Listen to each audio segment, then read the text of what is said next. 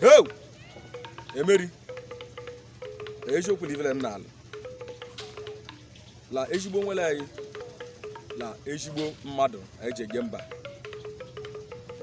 Great man bụ ezigbo onye ke Uheze fụrụla anya wee họpụta ya ka o duo anyị lara. Hey! Chai, Emeri. Ndụkwa eziokwu la President General Uheze Autonomous Community Afraị bụ Architect Dr. Augustine Ude. Emeri mere anyị chewere ivieje n'ibu Uheze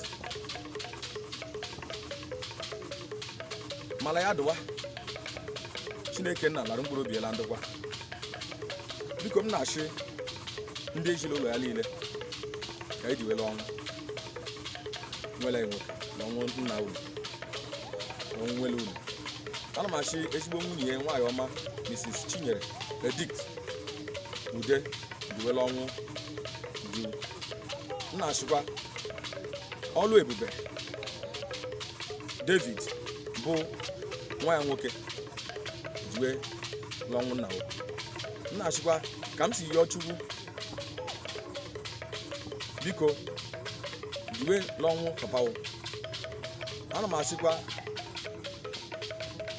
ụmụaka ya niile unu diwe n'ọnwụ nna unu. Na-asịkwa ndị chiefs niile bụ ndị lọlụ Uheze. Uheze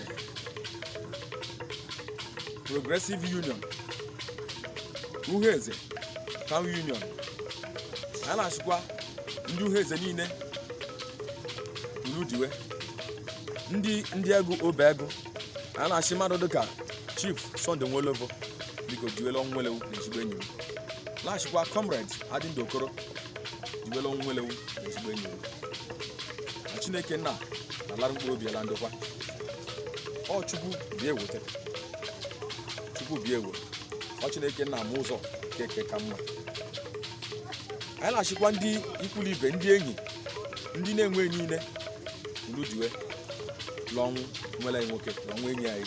Na-asịkwa ndị Uheze ọlụm obodo Leshi, ndị Ejiego, ndị Umewo, ndị Obego, ndị Ụmalụgwọ, ndị Elugwula Atọla, ndị Umeze biko ka eji elu ka ozi si wee ruo nwa bụ nwokorobịa Chukwu amụrụla ibe Umeze Uheze na-enwe ntị na ala eliwe ya ma ya bụrụla ọnwa ịlọ n'ime bụ ọnwa Ọgọst dụla mkpụrụ ụbọchị iri na mbụ na isii ibe ala mụrụ ya nya bụ.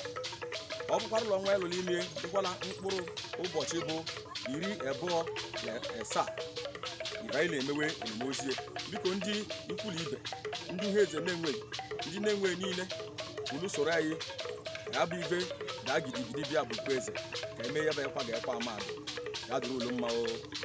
Ekelekwe m ulu ọkakwa ha ofu nwa ulu nwoke bụ Gabriel Chukwu onye Umeze Uheze na-enwe ya dụrụ ulu mma o. Na-enwe mma mmadụ